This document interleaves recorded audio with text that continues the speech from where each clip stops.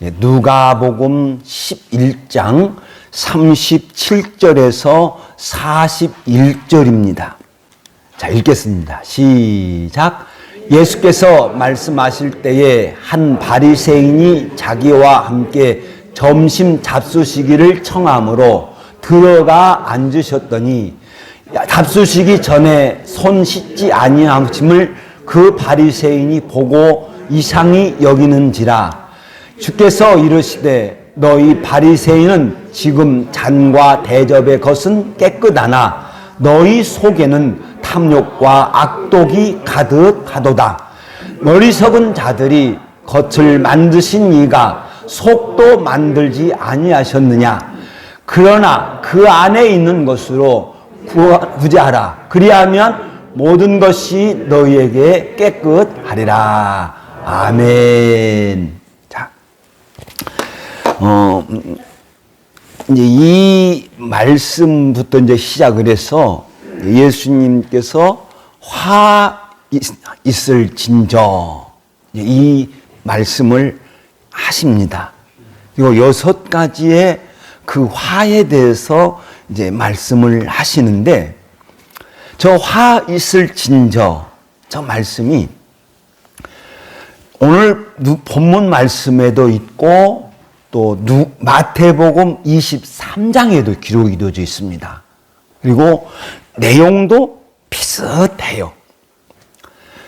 그런데 오늘 본문 말씀은 바리새인의 집에서 점심 식사를 초대받고 가셨을 때 하셨던 말씀이에요. 그런데 마태복음 23장에 나오는 그 말씀은 비슷한데 거기는 성전에서 무리들과 제자들에게 하신 말씀이에요. 그래서 내용이 비슷하지만 다르다. 같은 사건이 아니다. 다른 상황 속에서 비슷한 말씀을 하셨다. 이렇게 볼 수가 있습니다. 자, 우리가 누가복음은 이방인에게 보내진 편지입니다. 누가복음에서는 그 서론에 말씀이 없지만 사도행전을 보면 누가가 데오빌로여 내가 먼저 쓴 글에는 무릇 예수께서 행하시며 가르치기를 시작하심부터 공생애를 시작하심부터 그가 택하신 사도들에게 성령으로 명령하시고 승천하신 날까지 일을 기록하였다. 먼저 쓴 글이에요. 그럼 이 먼저 쓴 글은 모든 성경학자들이 다 받아들이고 있습니다만 그것은 누가복음이다. 그런데 누가복음은 데오빌로요. 그러니까 이방인에게 보내진 편지인데 누가복음 11장에서 바리새인의 집에서 말씀하신 그 내용을 자세하게 기록이 되어져 있어요. 그 기록이 되어져 있는데 그것이 뭘 우리들에게 애고하고 있냐고 하면 신약 성도들이 바리새인과 같이 될 수 있다. 그래서 신약 성도들은 이 말씀을 잘 깨달아서 바리새인들이 범한 잘못을 행하지 않도록 우리들에게 가르치고 있다. 이렇게 생각해 볼 수가 있습니다. 자, 예수님께서 이제 바리새인의 집에 가셨을 때 손을 씻지 않고 식사를 하려고 하니까 바리새인이 놀래요. 자기들의 전통에 따라서 손을 씻지 않고 씻고 식사를 해야 되는데 손을 씻지 않는 거예요. 그것을 보고 놀래요. 그렇게 보는 바리새인을 향하여 예수님은 가르칩니다. 너희 바리새인들은 지금 잔과 대접의 겉은 깨끗하나 너희 속에는 탐욕과 악독이 가득하도다. 너희들은 겉은 잘 참 깨끗하다. 그런데 속은 탐욕과 악독이 가득하다. 이걸 꼭 기억하시고 이제 제가 말씀을 인도하는 대로 따오시기 바랍니다. 너희 속에는 탐욕과 악독이 가득하다. 그러니까 바리새인들의 마음 속에는 온갖 욕심이 있는 거예요. 그 욕심, 남의 것을 가지고자 하는 그 욕심이 있으니까 모든 악독, 수단과 방법을 가리지 않고 다 가지려고 해요. 이렇게 지적하여서 가르치시기를 이렇게 말씀하고 있습니다. 자, 우리 한번 다 같이 읽겠습니다. 시작. 어리석은 자들아, 겉을 만드신 이가 속도 만들지 아니하셨느냐. 이제 좀 한 걸음 더 들어가십니다. 사람을 창조하신 하나님은 인간에게 영혼을 주셨습니다.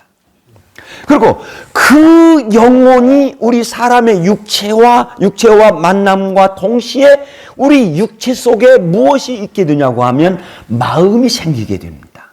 양심이 있다는 거예요. 이게 속이라는 거예요. 짐승들은 육체의 본능으로 행합니다. 배가 고프면 잡아먹습니다. 그러나 인간은 본능으로 행하지 않는다. 어떤 마음에서 움직이는 그 의지대로 움직인다는 거예요. 그래서 양심에 따라서 움직이는 거예요. 그런데 바리새인들은 이 양심을 죽여요. 어떤 본능에 따라서 가져야 한다고 하는 그 본능. 그 본능에 따라서 내 것으로 만들어야 하는 그 본능에 따라서 그들은 짐승과 같이 지금 움직이고 있는 거예요. 여기서 여러분, 자, 속, 겉이 있습니다. 근데 우리가 꼭 기억해야 될 것은 뭐냐고 하면 하나님은 사람의 마음을 간섭하지 않으신다. 이게 자유의지라고 그래요. 하나님은 우리의 마음에 어떤 간섭하지 않아요. 그러니까 우리가 기도할 때도 그 잘못 기도가 있어요. 하나님, 내가 마음을 정하였습니다. 그러하오니 나를 인도하여 주옵소서. 이렇게 기도해야 됩니다. 그런데 하나님, 내 마음을 주장하여 주옵소서. 이렇게 하는 거예요.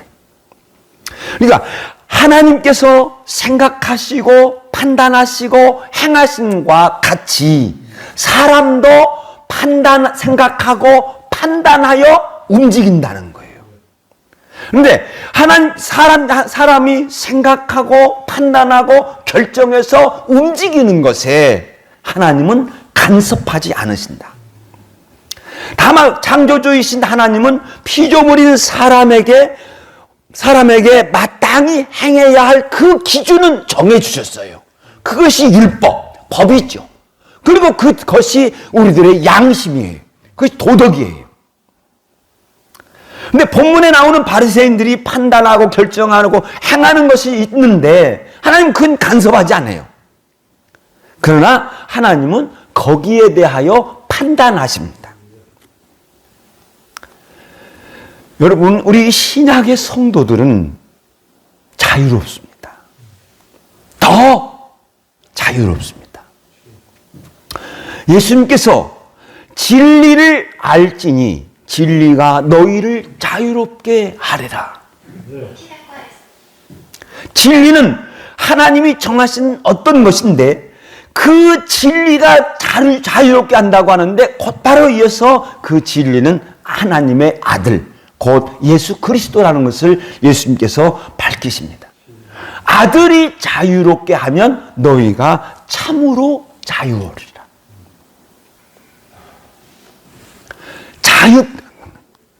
어떻게 이 자유가 우리 있게 되느냐? 하나님께서 예수 그리스도를 믿는 자들을 양자로 삼아주셨어요.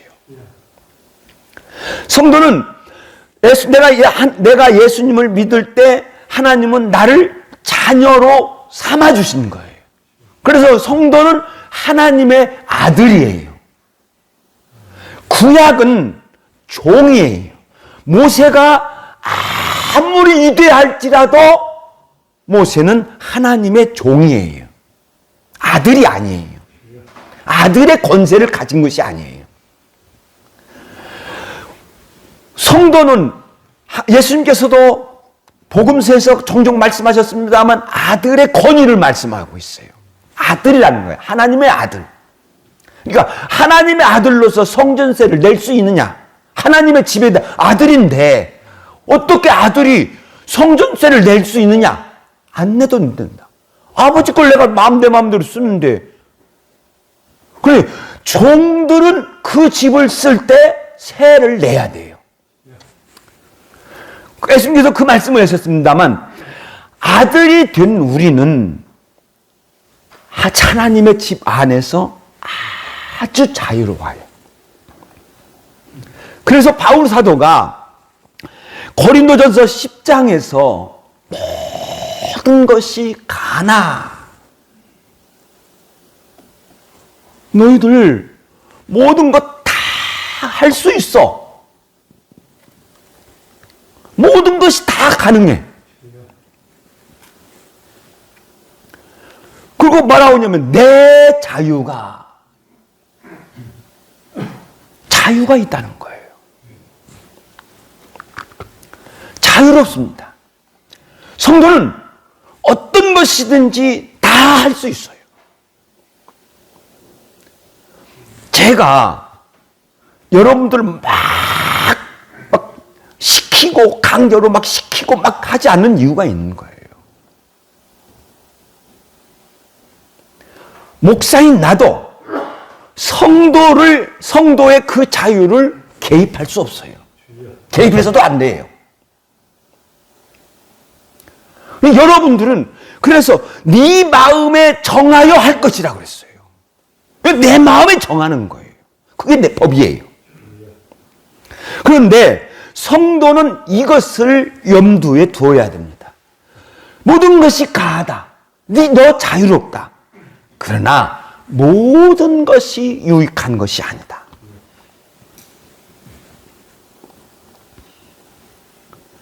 네가 행한 것이 너에게 혹은 다른 사람에게 혹은 우리에게 유익을 끼치지 않을 때가 있다는 거예요. 이것을 생각하라는 거예요. 그러니까 너는 다 할 수 있어.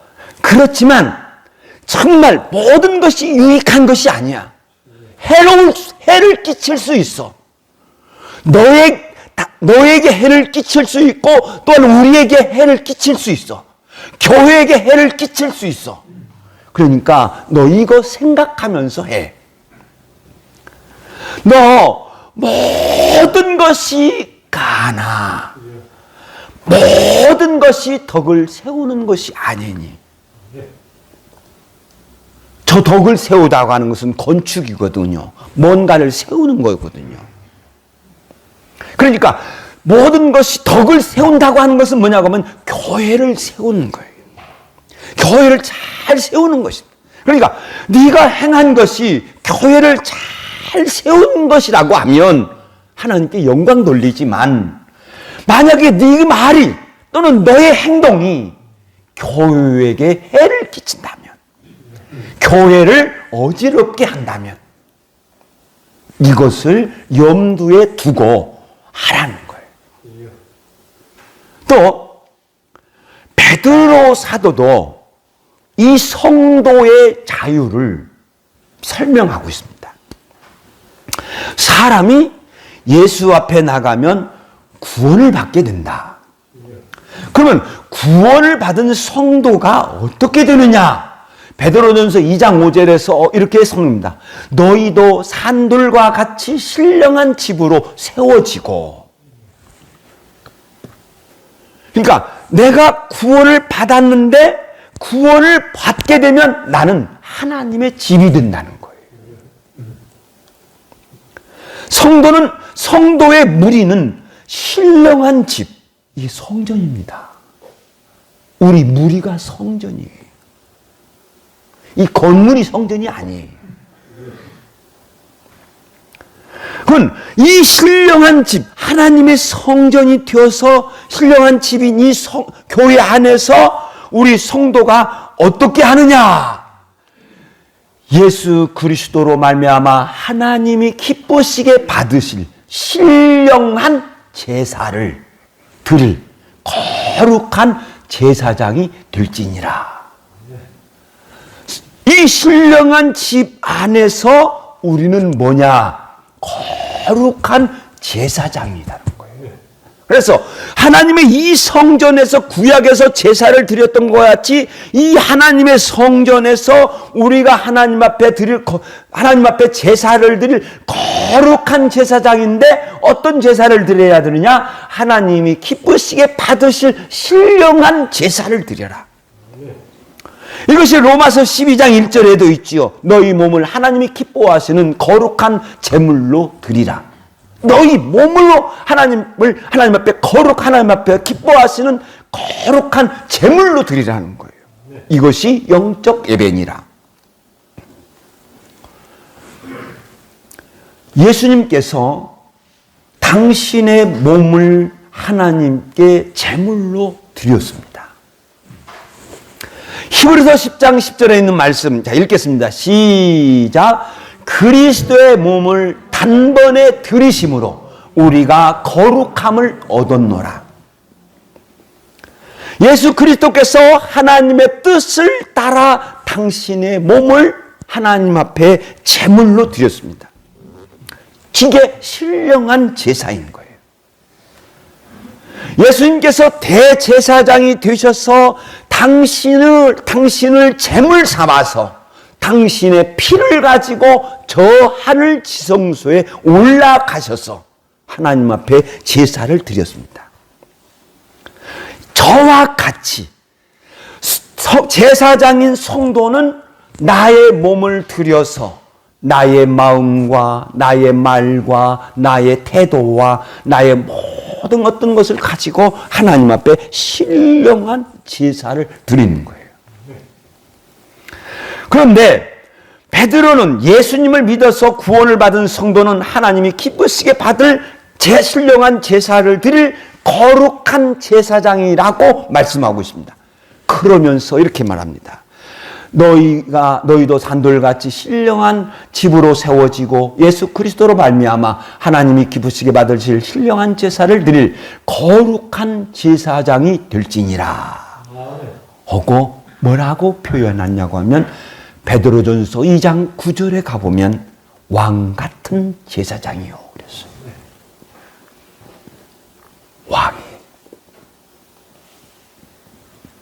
왕 진정한 자유자입니다. 왕은 법을 정할 수도 있습니다. 왕은 법을 폐할 수도 있습니다. 그래서 이 세상에서 왕은 진정한 자유자예요. 근데 왕 같은 일.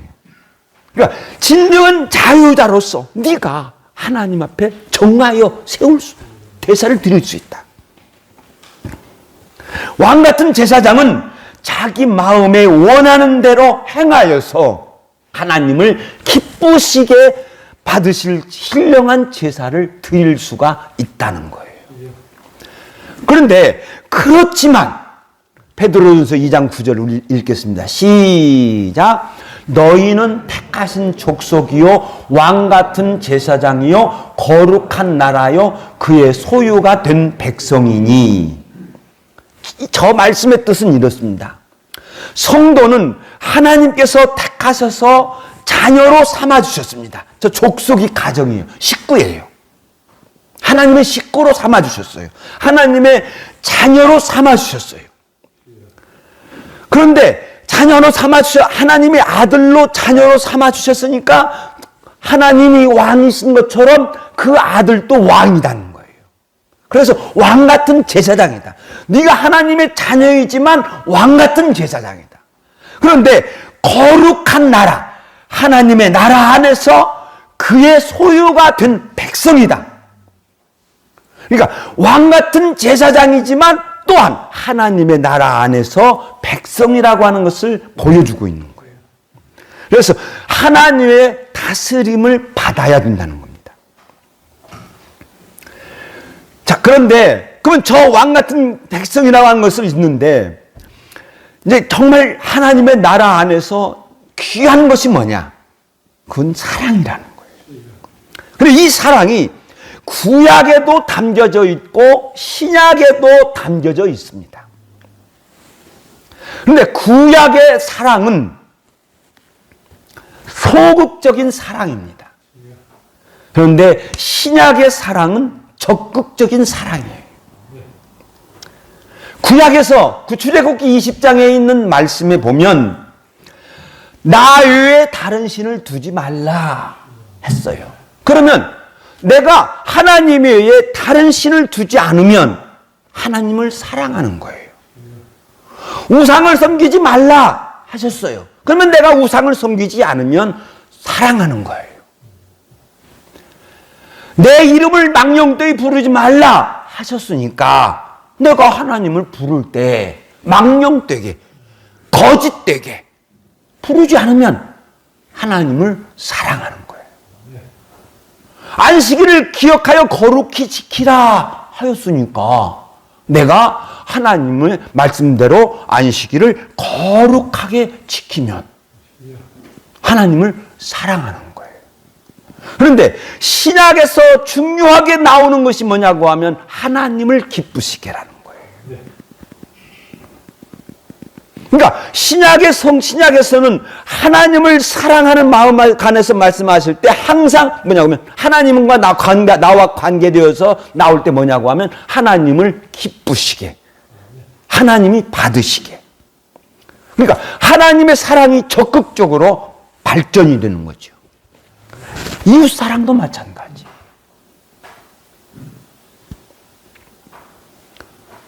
부모를 잘 공경하면 사랑이에요.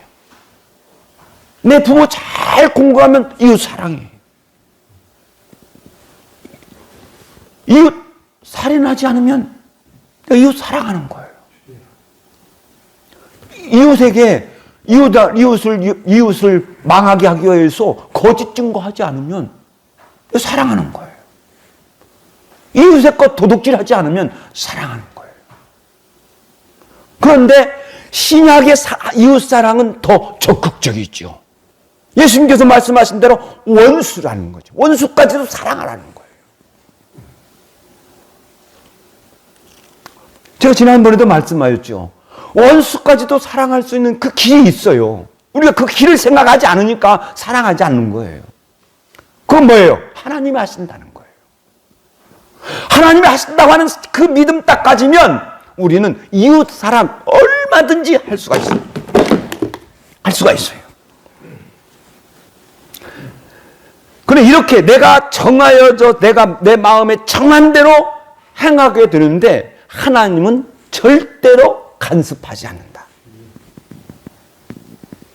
그럼 하나님은 뭐하다 하느냐? 우리를 판단하신다. 그래서 일한 자에게는 상을 주십니다. 그리고 잘못한 자에게서는 판단하십니다. 우리가 판단을 받는 것은 주께 징계를 받는 것이니. 하나님께 징계를 받는 거예요. 저 징계는 마지막 심판이 아니에요. 언젠가도 말씀을 드렸습니다만 마지막 심판이 아니에요. 지금이에요. 지금 징계를 하는 거예요. 그래서 우리가 판단을 받는 것은 우리가 징계를 받는 것이니 우리로 세상과 함께 징계를 받지 않게 하려 하십니다. 세상과 함께 징계를 받지 않게 하기 위해서 지금 성도들을 징계한다는 거예요. 히브리서에도 그 말씀이 있습니다. 자, 읽겠습니다. 시작. 그들은 잠시 자기의 뜻대로 우리를 징계하였거니와 오직 하나님은 우리의 의익을 위하여 그의 거룩하심에 참여하게 하시느니라. 아멘. 우리의 유익을 위하여. 지금, 그러니까 저 징계는 지금이에요. 자, 근데 우리가 여기서 우리 마음에 있는 것인데 자유라는 것을 제가 말씀을 드렸습니다. 하나님이 간섭하지 않으신다는 것을 이제 말씀을 드렸습니다. 그리고 예수님께서 바리새인들을 책망하시기 전에 이 말씀을 하셨어요. 자, 읽겠습니다. 시작. 그러나 그 안에 있는 것으로 구제하라. 그리하면 모든 것이 너희에게 깨끗하리라. 놀라운 말씀을 하고 있어요. 지금 바리새인을 향하여 있습니다. 그 안에, 그 속이에요. 속과 같은 말이에요. 그러면 그 안에 너희 속에 있는 것으로 자비를 베풀라. 구제하라. 자, 바리새인의 속에 무엇이 가득하다 예수님께서 말씀하셨죠? 무엇이 가득하다 했죠? 그렇죠. 탐욕과 악독이 가득하다고 그랬어요. 그 안에 있는 것이 뭐예요?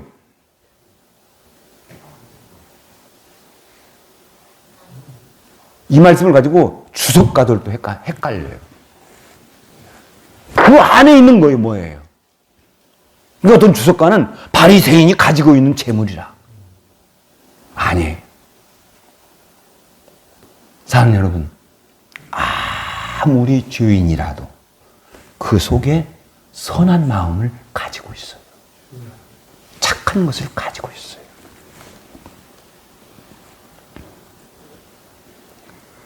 그러니까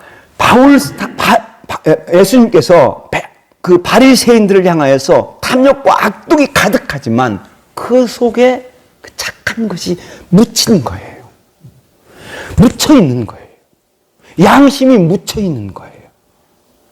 그럼 그 양심에 그 양심을 다시 일으켜서 바꾸라는 거예요.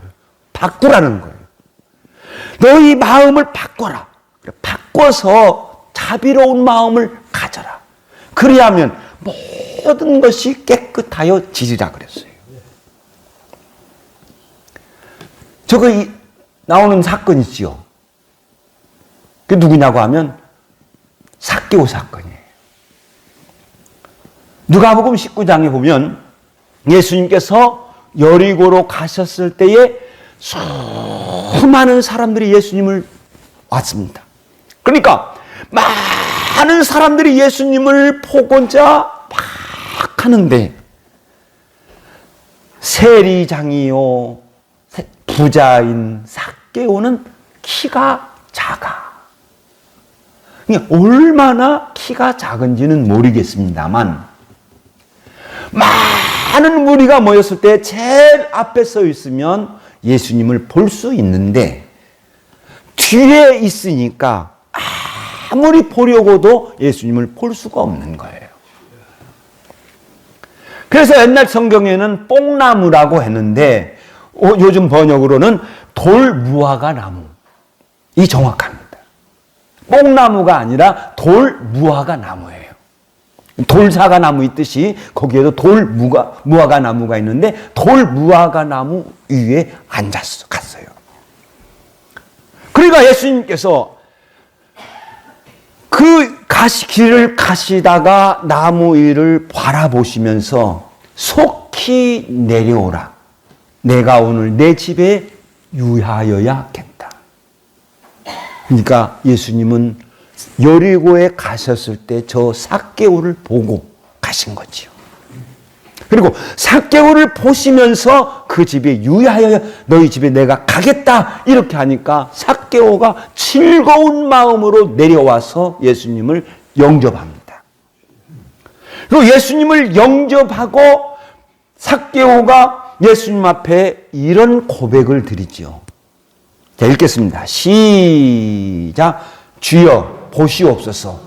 내 소유의 절반을 가난한 자들에게 나누어 주겠사오며 누구의 것을 속여 빼앗은 일이 있으면 내 갑절이나 갚겠나이다. 예수님을 만난 후에 이 삭개오가 예수께서 어떤 권면의 말씀을 하지 않지만 예수님을 만나면서 감동을 받아서 자기의 마음을 싹 바꿔버립니다. 싹 바꿔서 그 마음 속에 있는 착한 면을 꺼내 들어서 예수님 앞에 말합니다. 내 소유의 절반을 다 가난한 자들에게 나누어 주겠습니다. 내가 속에 뺏은 것이 있으면 내 갑절이나 갚겠나이다. 그러니까 예수께서 그 자리에서 선포하십니다. 오늘 구원이 이 집에 이르렀으니 이 사람도 아브라함의 자손이미로다. 그 안에 있는 것으로 구제하라. 그리하면 깨끗하여 지리라. 이 말씀은 여러분들 두고 화해진절을 살펴봐야 되는 거예요.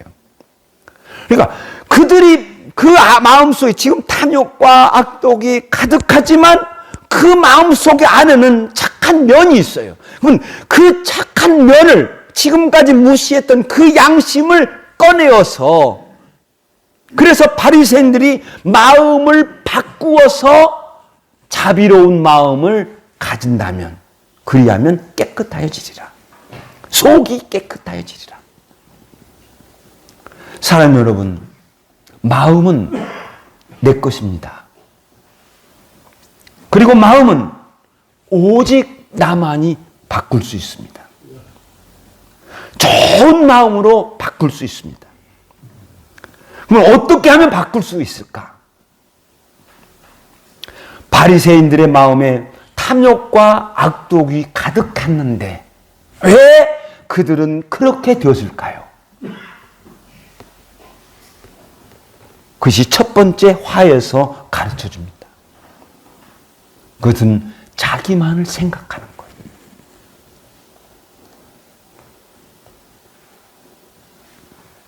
우리 교회 안에서 나만 생각하는 거, 자기만 생각하는 거, 목사도 이만큼 목사를 한번 생각해 보지도 않고, 장로를 한번 생각해 보지도 않고, 이 교회를 한번 생각해 보지도 않고, 자기만을 생각한다면 탐욕과 악독이 나온다는 거예요. 제가 지난 주간에 말을 많이 듣고 살았습니다. 사람을 통하여서 말을 듣고 텔레비전을 통하여서 말을 듣고 말을 많이 듣고 살았어요. 그 중에 지금도 내 귀에 생생하게 기억나는 것이 뭐냐면 그 일은 미친 짓이었습니다. 누가 한 말인지 기억하시죠? 그 일은 미친 짓이었습니다. 맞습니다. 미친 거예요. 조금만 나와 너, 조금만 남편 나와 아내인 마누라가 아내가 조금만 남편을 생각한다면 너와 나 유익함이 있을 줄로 믿습니다. 그러니까 우리가 항상 우리 생각을 하면서 이 상황 속에서 항상 바라볼 때 나를 보지 않고 조금만 다른 사람을 바라본다면, 조금만 우리 가정을 생각을 해본다고 하면, 조금만 우리 교회를 생각한다고 하면 항상 좋은 마음 가질 줄로 믿습니다.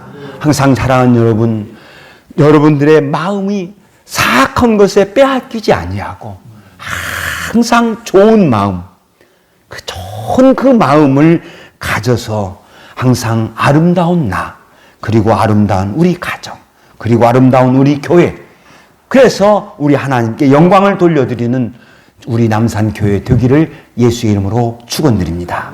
기도하겠습니다.